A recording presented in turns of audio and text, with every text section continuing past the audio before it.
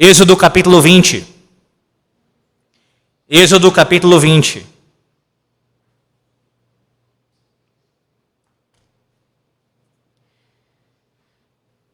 E eu peço que você abra também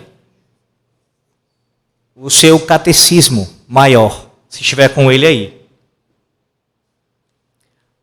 Catecismo Maior de Westminster, na pergunta 120. Quero que você observe, nós estamos já caminhando para o final dessa sessão aqui. Falta ainda mais uma pergunta, além dessa daqui, 120, tem a 121, que também trata do quarto mandamento. E desse bloco inteiro dos 4 primeiros mandamentos, que tem a ver com nossos deveres para com o nosso Deus. Vocês lembram disso? Os 4 primeiros mandamentos são nossos deveres para com o nosso Deus. Não é que os demais não são também para com o nosso Deus, mas a ideia de ênfase aqui, ou diretamente relacionado aos deveres para com o nosso Deus. Então vai até a 121 ainda. Hoje 120, se Deus quiser, na próxima quarta, 121. A 120, veja, ela fala das razões anexas ao mandamento, para dar maior força ao mandamento. E a 121 trabalha a expressão lembra-te. Lembra-te, que se acha aqui no princípio do quarto mandamento. A partir da 122, ou seja, se assim for da vontade do Senhor, daqui a 2 semanas, nós veremos o segundo bloco, a segunda parte do decálogo. Começaremos a observar os 6 últimos mandamentos, a partir do 5º mandamento. Então hoje, a 120, depois desse resumo aqui, e lembrança aos irmãos, 120, e também ainda, antes de ler a pergunta e a resposta, e na verdade, primeiro o texto bíblico, né, como temos feito, o texto bíblico, e depois a pergunta e a resposta, é também que você note, já nesse início, que o que nós vamos trabalhar nessas últimas 2 perguntas, hoje é 120, semana que vem é 121, de certa forma, resume o que eu já tenho trabalhado nas últimas semanas. Então, os irmãos, creio eu, já estão bastante familiarizados com esse ensino, tanto com relação ao que tem ouvido nas últimas semanas, desde quando iniciamos a trabalhar o quarto mandamento, mas também desde quando vocês começaram a se familiarizar com o quarto mandamento nos últimos anos em nossa igreja. Então, o que você vai ouvir hoje e próxima quarta, especialmente hoje, vai ser muito foi já trabalhado aqui. Então, eu quero enfatizar isso. A gente vai realmente reforçar o ensino. Reforçar o ensino. E até pegando a ideia da razão anexa, né? Para dar maior força ao mandamento. E aplique-se a você, para dar maior também entendimento e força à sua compreensão, maior solidez e base para o seu conhecimento e a sua aplicação. Então, vejamos primeiro Êxodo 20, versículo 8 até o versículo 11, que é o quarto mandamento, aqui descrito, nesses 4 versículos, do 8 até o versículo 11. Diz assim a palavra do Senhor nosso Deus. Lembra-te do dia de sábado para o santificar. 6 dias trabalharás e farás toda a tua obra, mas o 7º dia é o sábado do Senhor teu Deus. Não farás nenhum trabalho, nem tu, nem o teu filho, nem a tua filha, nem o teu servo, nem a tua serva, nem o teu animal, nem o forasteiro das tuas portas para dentro. Porque em 6 dias fez o Senhor os céus e a terra, o mar e tudo que neles há. E ao 7º dia descansou. Por isso, o Senhor abençoou o dia de sábado e o santificou. Agora, observe a pergunta 120, com a sua resposta. Diz assim, quais são as razões anexas ao quarto mandamento para lhe dar maior força? Resposta. As razões anexas ao quarto mandamento para lhe dar maior força são tiradas da equidade dele, concedendo-nos Deus 6 dias de cada 7 para os nossos afazeres e reservando apenas um para si, nestas palavras: 6 dias trabalharás e farás tudo o que tens para fazer. Aí vem uma segunda razão anexa, de Deus exigir uma propriedade especial nesse dia. O 7º dia é o sábado do Senhor teu Deus. Aí vem uma outra razão anexa, uma terceira agora, do exemplo de Deus, que em 6 dias fez o céu e a terra, o mar e tudo que neles há, e descansou no 7º dia, ou no dia 7º. E uma quarta razão anexa. e da bênção que Deus conferiu a esse dia, não somente santificando-o para ser um dia santo para o seu serviço, mas também determinando-o para ser um meio de bênção para nós em santificá-lo. Aí eles terminou aqui os pais dizendo, portanto, citando aqui o mandamento, portanto, o Senhor abençoou o dia de sábado e o santificou. Então, quantas razões anexas ao mandamento? 4. Eu quero lembrar você, antes de citá-las mais uma vez, para você gravar bem essas razões anexas, que as razões anexas, elas não são necessárias para o mandamento ter validade. Pastor, então quer dizer que o mandamento só teria validade com as razões anexas? É claro que não, irmãos. O mandamento por si só, ele tem força suficiente para assim nos obrigar a obedecer. Por quê?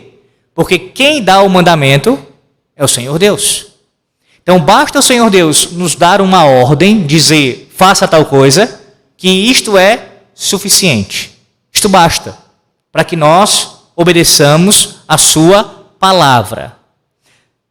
Tanto é assim que nossos pais, os puritanos, quando escreveram esse catecismo, eles têm a perspicácia de inserir essa ideia na pergunta. Observe. Quais são as razões anexas ao quarto mandamento para lhe dar maior força? Percebe? A expressão não está aqui à toa. Qual é o sentido da expressão? É que, sem as razões anexas, o mandamento já é forte o suficiente. Por si só lhe basta. Então, elas estando presentes, o mandamento ganha ainda maior força. Essa é a ideia. Essa é a ideia. E, claro, tais razões, elas também nos ajudam, nos concedendo luz maior sobre o próprio mandamento.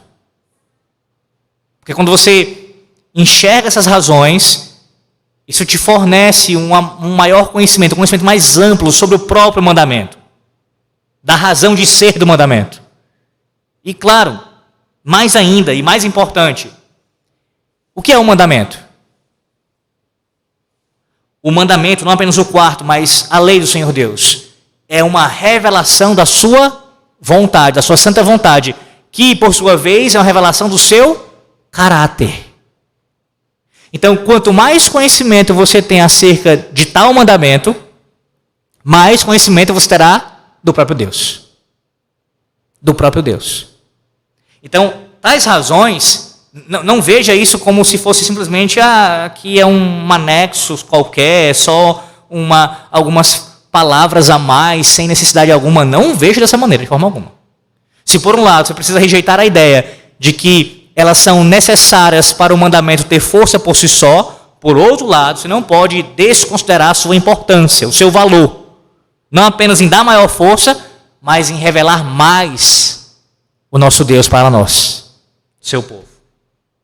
Então veja, quais são as razões? Vamos lá, mais uma vez, citando de forma resumida aqui. Primeira razão aí que é apresentada, que eles nos dão aqui na resposta, é a equidade de Deus ao nos permitir 6 vezes mais tempo para as nossas próprias ocupações do que requer que dediquemos à sua adoração.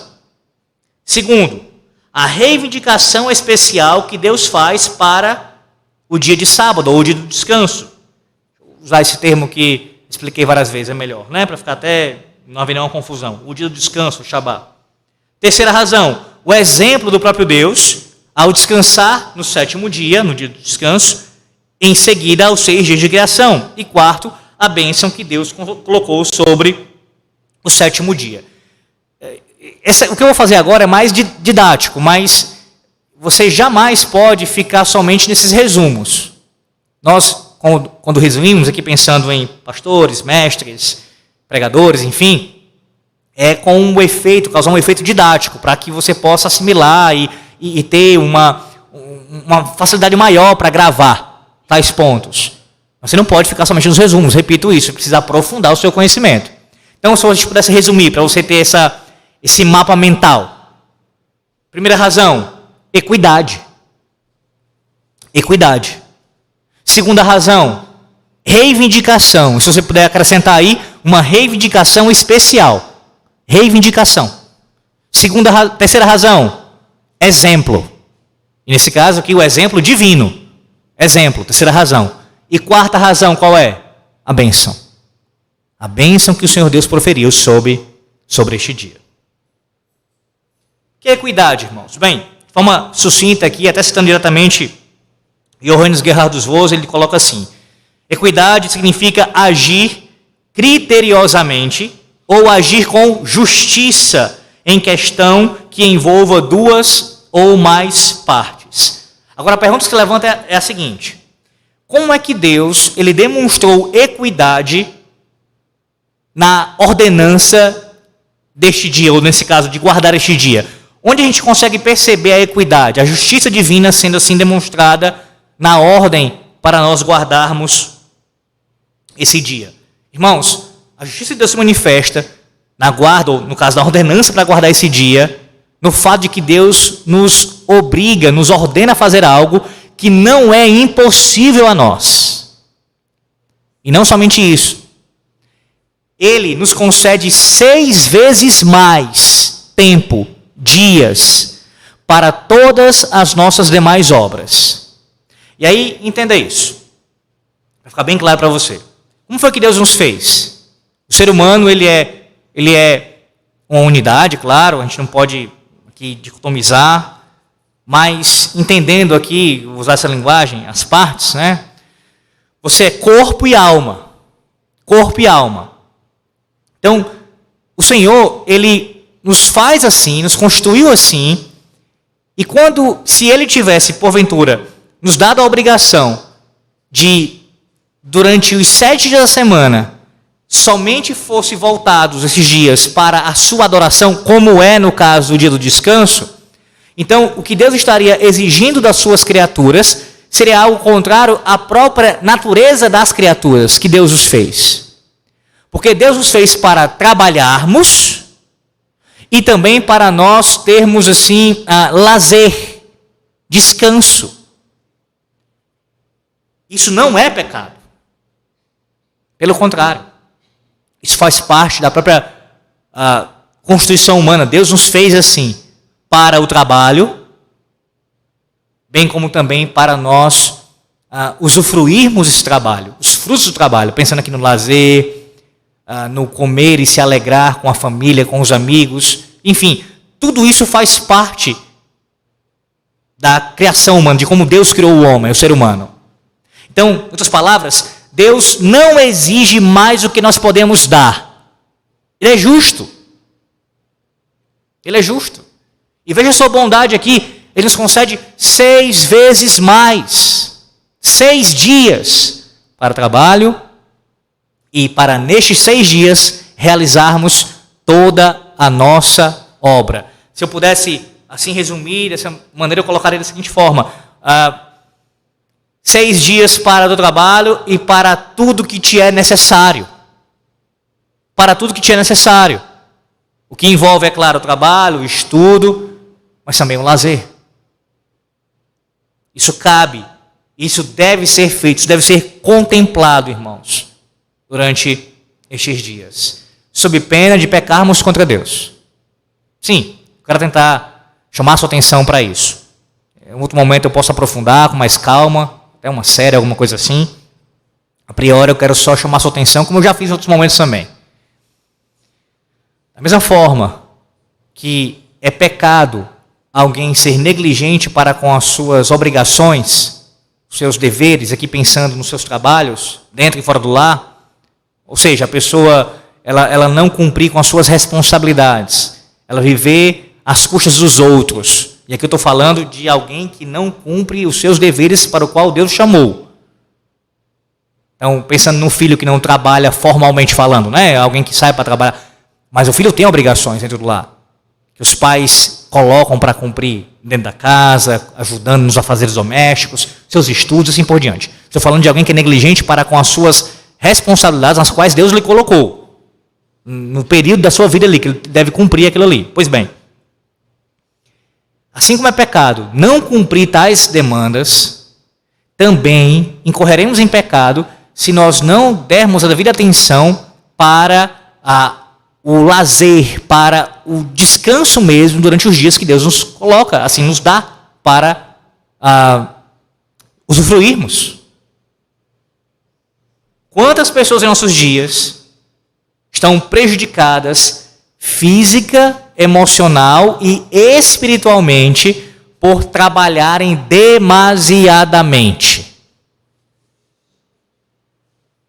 Eu citei esse termo aqui, ele tem sido usado aqui no Brasil, mais um termo estrangeiro que tem sido utilizado no Brasil, que são aqueles que são ávidos por trabalhar, que só pensam em trabalhar, praticamente 24 horas por dia querendo trabalhar, poucas horas de sono, poucas horas para descanso.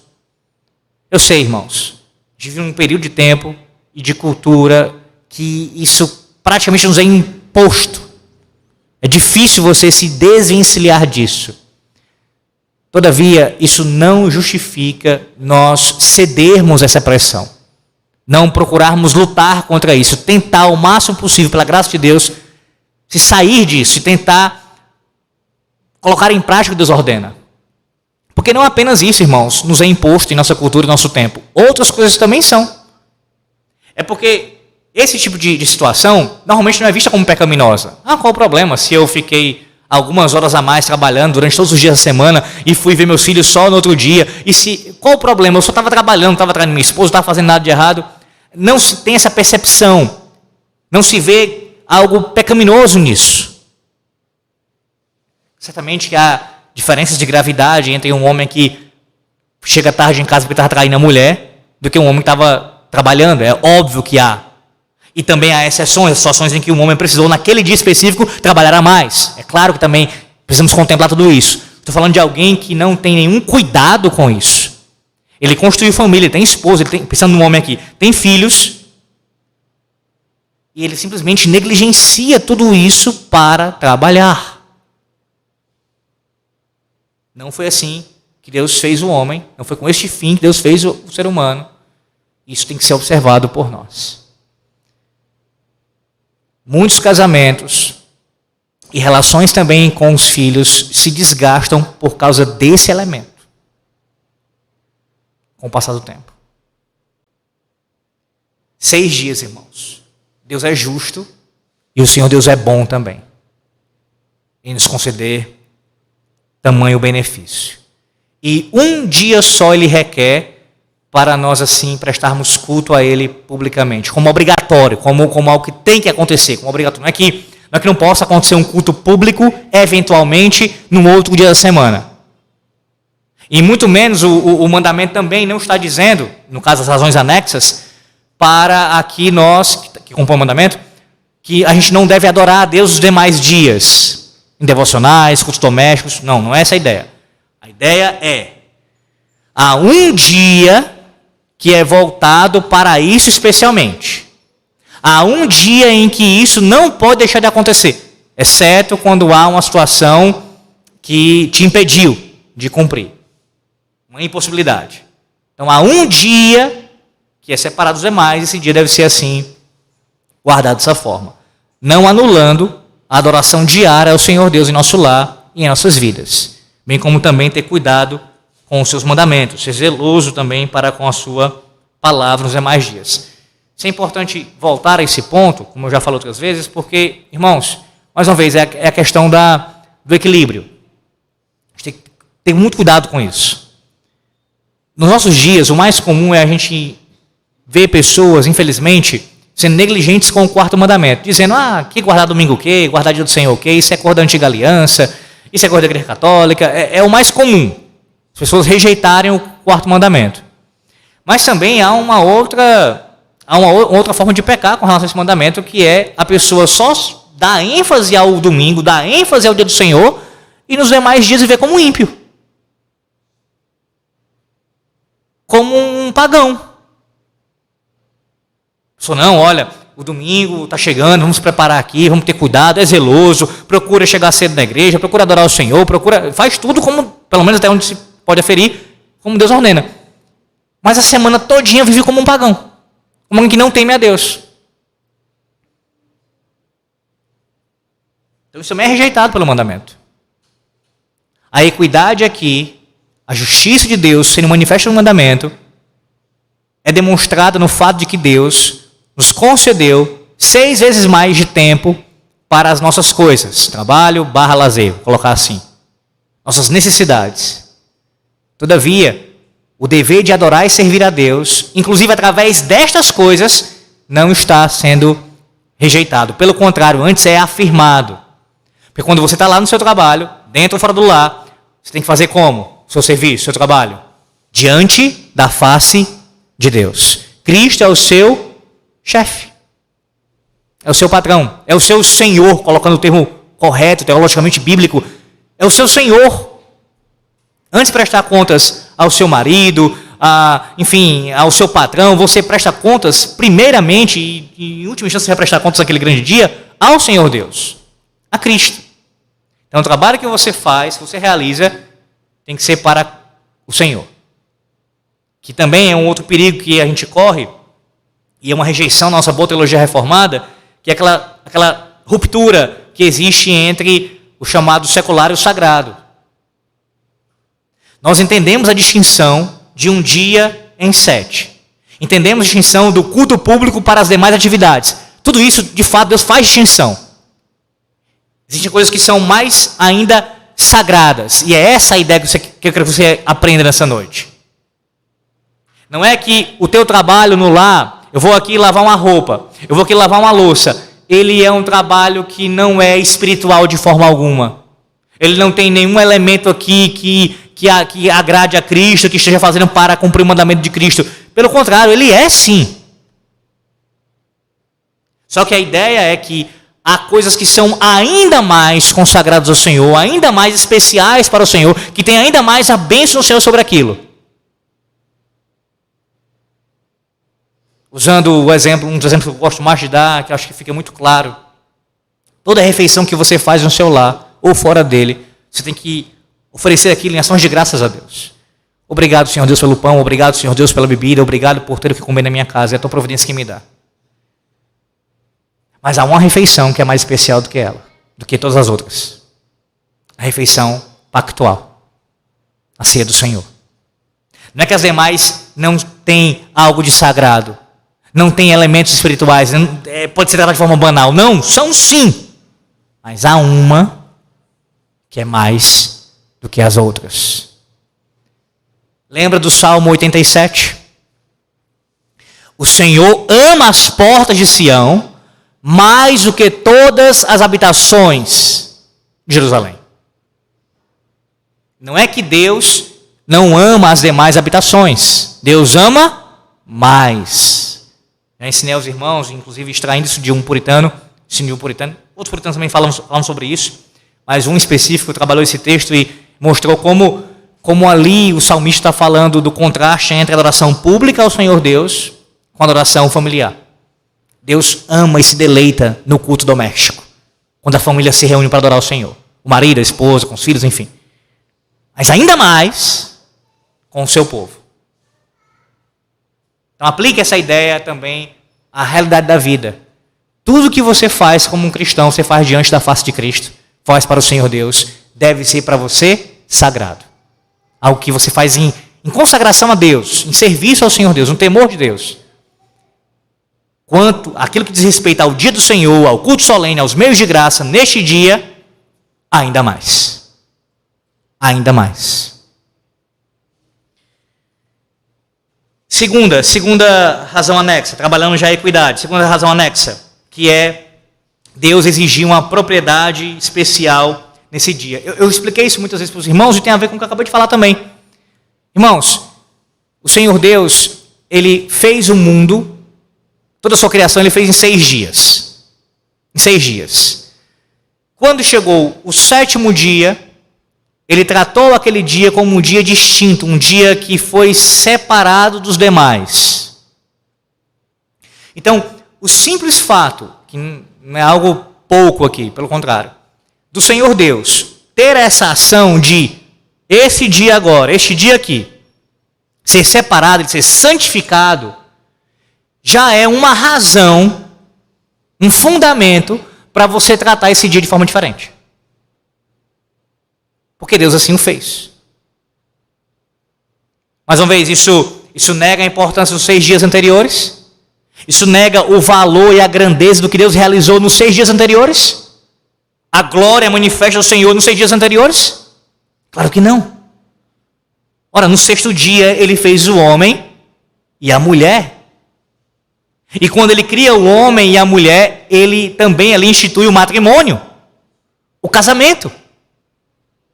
Então a beleza, a glória, a majestade, a riqueza do Senhor Deus manifesta em todos os dias da criação. Todos os dias. A Santíssima Trindade assim se revelando a cada ato da criação. Ou a cada ato criador. Nada do que eu estou ensinando aqui nega este fato. Mas a ideia é que um dia ele separou como algo peculiar, como algo de propriedade especial, que é diferente dos demais. Ou seja, ainda mais especial, ainda mais importante, ainda mais valioso em comparação aos outros. Foi assim que Deus fez. O simples fato de Ele santificar um dia já nos dá fundamento para nós tratarmos o dia como Deus trata. E esse é um ensino da palavra de Deus, não somente quanto ao 4º mandamento, mas isso aparece em outras realidades também, em outros casos também. Como assim? Quando você começa os seus primeiros passos na fé cristã, pelo menos assim foi comigo, imagino que com os irmãos aqui, ou pelo menos com boa parte dos irmãos, e se não foi logo no seu início, você em algum momento ouviu isso na sua vida, pressuponho, a gente é ensinado, à luz da palavra, que nós devemos amar aquilo que Deus ama e aborrecer aquilo que Deus aborrece. Um cristão verdadeiro, ele é conhecido por amar a Deus, é claro, é o seu próximo, e isso envolve amar o que Deus ama, se deleitar naquilo que Deus tem deleite, tem prazer, e aborrecer, odiar o que Deus odeia. E aqui, é claro, pensando meramente no pecado, no mal, naquilo que vai contra a santidade do Senhor Deus. Pastor, o senhor está dizendo então com isso que um cristão verdadeiro nunca vai... É claro que não. É claro que um cristão verdadeiro, mesmo um cristão verdadeiro, infelizmente, ele vai, em alguma medida, às vezes, se deleitar naquilo que é pecaminoso. Infelizmente, a gente vai fazer isso, porque nós somos ainda pecadores. E não vamos amar, ou não vamos amar devidamente aquilo que Deus ama. A gente vai pecar contra o Senhor também dessa forma. Mas pela graça do nosso Deus, devemos nos esforçar para assim ser o nosso testemunho, a nossa vida. Amar o que Deus ama. Dar importância ao que Deus dá importância. Porque o próprio Deus faz isso, irmãos. Observe, o próprio Deus, ele nos mostra como existem coisas que são mais importantes do que outras. Na sua palavra. Ele mostra isso para nós. O que não significa dizer que essas coisas que são menos importantes não têm algum grau de importância. Mas existe essa distinção. Pense no núcleo familiar. O cônjuge, o seu esposo, a sua esposa, deve ser a pessoa mais importante depois do Senhor Deus na sua vida. Filhos, pais e quem quer que seja, amigos, não podem jamais competir quanto a este lugar. Não há espaço. Não há rivais. Ninguém está em pé de igualdade. Depois do Senhor Deus, que é infinitamente superior, incomparável, é o seu cônjuge. Então a própria Bíblia nos ordena isso, a nós tratarmos de forma diferente, dar maior importância àquilo que Deus dá maior importância. E assim por diante, nossas demais relações também. Então imagine um caso em que um homem, ele, no lugar de ser alguém diligente quanto ao seu trabalho, de se empenhar em sustentar a sua família, cuidar da sua casa, ele é alguém que vive como se fosse um solteiro. Pega o dinheiro que ele recebe no mês, antes de pensar na esposa, nos filhos, em pagar o aluguel, enfim, ele vai pensar em gastar com as coisas dele, pessoais dele. Este homem não está dando importância àquilo que Deus dá importância, que Deus ordena que ele dê importância, prioritariamente. A mulher, quando se torna mãe, sabe muito bem disso, que ela tende a pensar primeiramente nos seus filhos, antes de pensar em si mesma. Quero fazer isso para o bem dos meus filhos, antes de pensar nela mesma. Um homem que se casa e depois se torna pai, principalmente, ele não sabe nem quando é que ele vai lembrar dele. Se é que ele vai lembrar dele em algum momento. Ele primeiramente pensa na esposa dele, nos filhos dele. Se sobrar alguma coisa, ele vai pensar em alguma coisa para ele. Porque primeiro ele vai dar importância àquilo que Deus ordena ele dar importância. Sua esposa, aos seus filhos, o cuidado com o seu lar, e assim por diante. Usando isso como um paralelo para os irmãos terem uma compreensão mais ampla, assim deve ser com relação ao dia do Senhor. Você deve todos os dias dar graças a Deus, todos nós devemos dar graças a Deus. Hoje, no caso, por essa quarta, amanhã, Deus assim nos abençoando, acordando pela manhã, pela quinta-feira, pelo trabalho, pelo tudo que Deus nos dá naquele dia. Ainda mais quando chegar o santo dia do Senhor. Obrigado, Senhor, porque hoje eu tenho a oportunidade de experimentar mais um dia do Senhor. É mais um dia do Senhor que eu tenho aqui a graça, a alegria de poder vivenciar. De estar com a minha família, de poder ir cultuar ao Senhor com a minha igreja, junto com a minha igreja. Dar essa atenção prioritária e maior para o que Deus também dá assim, em seu exemplo. Santificar, separar. O dia tem que ser tratado de forma diferenciada por nós, como mais importante. Todo dia que nós não observamos a lei do Senhor, estamos pecando contra o nosso Deus. No dia do Senhor, ainda mais. Terceira razão. Qual é a terceira razão? É o exemplo. O exemplo do Senhor Deus descansar nesse dia. Ele cria todas as coisas em 6 dias e no 7º dia ele descansa. E os irmãos já estão inteirados disso, mas deixa eu me lembrar você. Ainda assim, é importante. O Senhor Deus cessou a sua obra. Ele cria tudo até o 6º dia e ele cessa a sua obra. No 7º dia ele não cria mais. Então a ideia aqui, primeiramente entenda isso, Deus cessou a obra. O que não significa dizer que Deus deixou de trabalhar. Porque Deus sustenta todas as coisas pela palavra do seu poder. Como diz o autor aos Hebreus, no capítulo 1, dos inícios ali, dos versículos 1 a 3. Deus, em sua providência, governa todas as coisas, sustenta tudo que existe. Então Deus não deixou de trabalhar. Deus não cessou nesse sentido, não parou, ficou ali inerte. Não é essa a ideia. Mas é a ideia de um cessar quanto à sua obra de criação.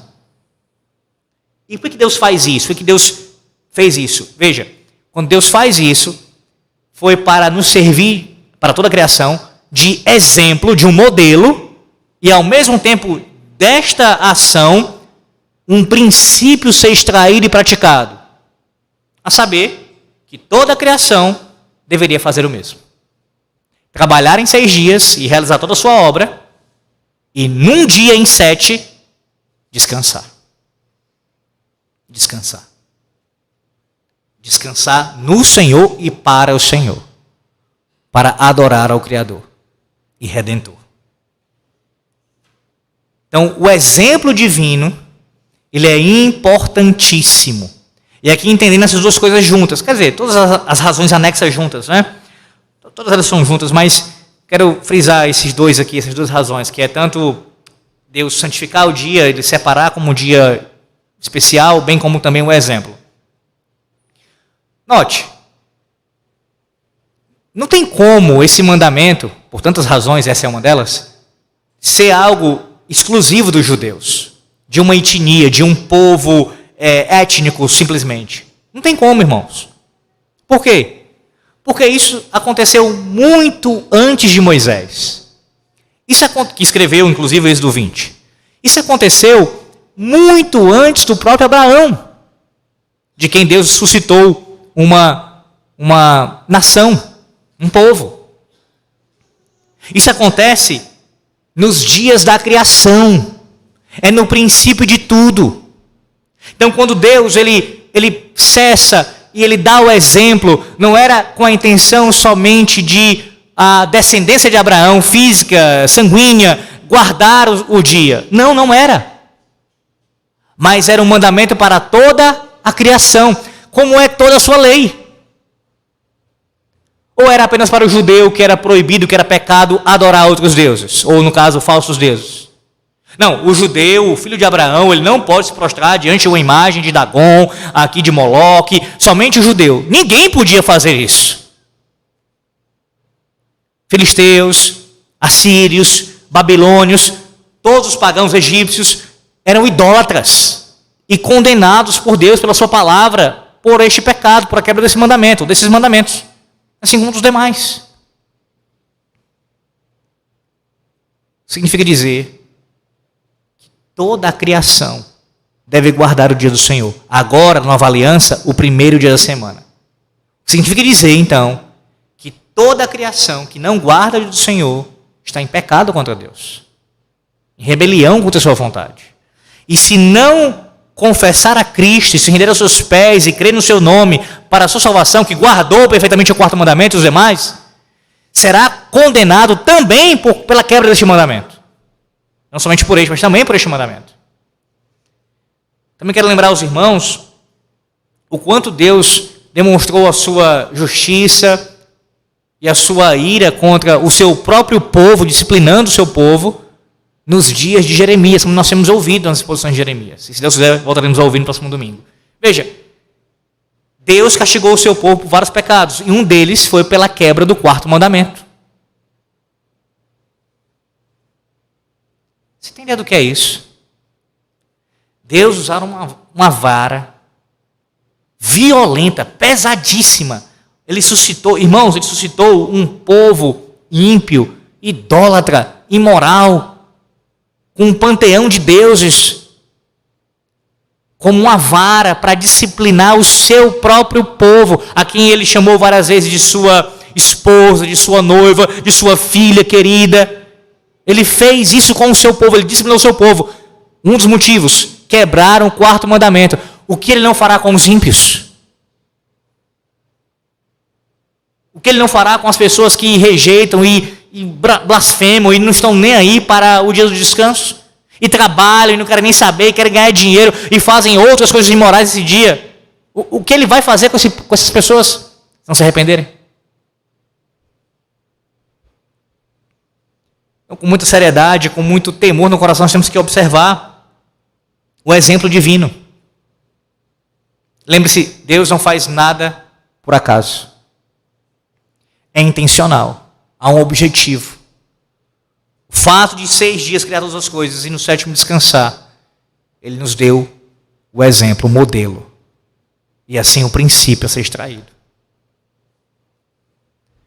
Colocando em outras palavras, assim como eu fiz, façais vós também. Palavras estas que são retiradas, especialmente do contexto do lava-pés, de servir uns aos outros, mas que eu aplico aqui também ao que Deus faz, que nos serve como modelo, como exemplo. Quarta e última razão anexa.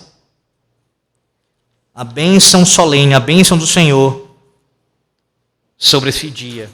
A bênção do Senhor sobre este dia. Além de tudo que nós já ouvimos, ainda tem esse fato. Volte ao mandamento, mais uma vez. Lá em Êxodo 20, versículo 11. Eu peço que um irmão leia aí. Êxodo 20, versículo 11. Por favor, pode ler.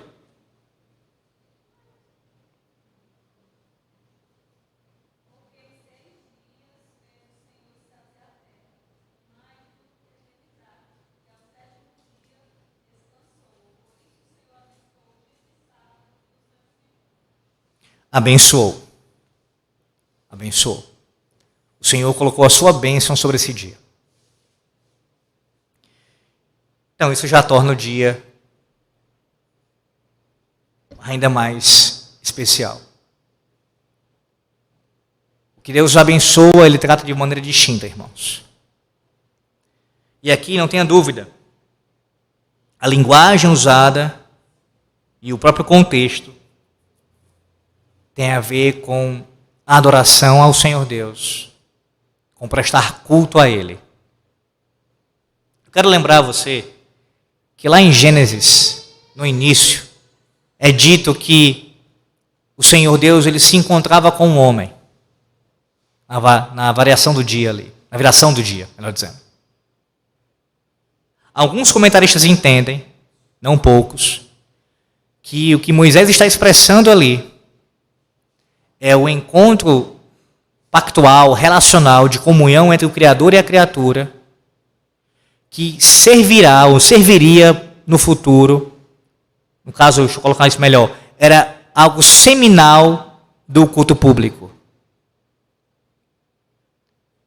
A ideia é essa, desde o princípio, Deus ele se relaciona com a sua criatura, e não apenas isso, ele estabelece um momento, um período específico para se encontrar especialmente com a sua criatura. Essa é a ideia. Não é apenas assim, ele fez Adão e Eva, e assim vocês vão me servir, adorar, quando eu estiver trabalhando, comendo e nas suas relações. Não. Haverá um período, de tempo em tempo, em que nós vamos ter uma comunhão especial, que eu vou até vocês, e vocês vêm ter comigo. Então, diariamente, haveria uma comunhão, certamente, mas há um período estabelecido por Deus, já na criação, para esse encontro acontecer. Pois bem, alguns comentaristas entendem que a referência ali é ao dia do descanso. Que Deus ia se encontrar com o homem. A bênção do Senhor Deus sobre esse dia, eu entendo que aponta nessa direção. Ainda que nós chegamos à conclusão de que a viração necessariamente era o dia do Senhor, mas no mínimo, podemos afirmar, à luz desse texto, do seu contexto, de que a bênção que o Senhor Deus dá esse dia tem a ver com adoração, está relacionada a culto ao Senhor. A linguagem é nesse sentido. Esse dia, ele é especial, sobretudo, por quê? Porque é o dia que a minha criação vai me adorar, me servir em adoração solene. Aqui está a bênção do Senhor Deus sobre esse dia. Como eu disse no início, não é que não pode existir culto público fora do dia do Senhor. Vou dar um exemplo. Já entrando um pouco num assunto que será tratado em nossa igreja mais para frente, em breve. No culto, ou melhor, no diretório de culto de Westminster, há uma seção que trabalha sobre o dia de ação de graças. E uma das coisas que acontece no dia de ação de graças é culto público. Pregação da palavra, cântico dos salmos, a igreja ora, adora o Senhor. E depois tem as refeições ali, ações de graças a Deus. Então, só os puritanos que escreveram esse documento aqui, o catecismo, a confissão, o diretório de culto, à luz da palavra de Deus, entendiam que é lícito ter culto ao Senhor Deus, culto público ao Senhor Deus, fora do domingo, sem ser no domingo, em ocasiões específicas. Pode acontecer. Então, o que eu estou ensinando aos irmãos não é que somente no domingo pode ter culto público. Pode ter culto público fora do domingo. Esse é um exemplo de uma ocasião que pode acontecer, dia de ação de graças. Todavia, o domingo não pode não ter culto público. Não pode ficar sem culto. Tem que ter culto no domingo. A gente não tem essa opção de, no domingo não vai... Semana vamos cultuar só no sábado, só na sexta. No domingo não vai ter culto, não. Não podemos. No dia que Deus estabeleceu, que Deus santificou, que Deus, pelo seu exemplo, assim, nos mandou guardar, este dia do descanso tem a bênção do Senhor, que envolve o seu encontro pactual conosco, a sua presença especial em nosso meio, o culto ao Senhor Deus, o meio de Cristo. Então tem que ter culto do Senhor. É o ápice desse dia. É o ápice da guarda deste dia. O culto ao nosso Deus. E por último, irmãos, já ensinando sobre as razões anexas, eu quero que você também se atente ao seguinte fato. Veja como o dia do descanso, lá no princípio, já tem um elemento escatológico presente. Alguns teólogos vão usar essa expressão, mais ou menos assim, de que toda a Bíblia é escatologia. Ou toda a Bíblia fala sobre escatologia. Ou em toda a Bíblia a gente consegue enxergar elementos aqui, princípios, doutrinas que estão relacionados de alguma forma com os últimos dias. E eu entendo da mesma maneira, porque lá no começo, lá no início, o pecado não tinha entrado ainda, a criação era perfeita, Deus ele fez tudo de maneira bela, e quando ele estabeleceu um dia de descanso, este dia de descanso estava apontando já para o descanso eterno, que nós temos em Cristo. Lá no princípio, você já tem uma trombeta aqui anunciando o final da história. Ou no caso, apontando para a eternidade. Que beleza nisso, irmãos. Porque a guarda do dia do Senhor também nos lembra exatamente disso. Não é um memorial somente, a gente lembrando, pensando no que Deus já fez no passado, a criação, a redenção, é tudo isso. E mais ainda a nova aliança, a redenção, a ressurreição de Cristo. Mas também é apontando para a consumação de todas as coisas. Que é para onde nos leva a redenção de Cristo, que Ele fez pelo seu povo. O descanso eterno. Descanso este que não vai ser isento de trabalho. Vamos trabalhar na nossa nova terra. Vamos produzir para o Senhor, glorificar o Senhor em vocações. Mas o que não vai nos acompanhar são as mazelas que o pecado trouxe envoltos ao pecado, envoltos ao trabalho. Preguiça, fazer o trabalho mal feito, se cansar, se fadigar, não ter vontade de trabalhar, tudo isso vai embora. Porque estaremos num descanso eterno. O trabalho será feito com alegria, com deleite, com prazer, com vontade de servir ao Senhor e ao próximo. Descanso eterno. Todo dia do Senhor, e aqui eu concluo, você é lembrado disso. Um dia na semana que você separa, que você guarda de forma diferente, e nesse dia você é lembrado. Há uma promessa de descanso eterno para a minha alma, para a minha vida, para o meu ser. Há uma promessa. Nesse dia eu consigo provar um pouco dela.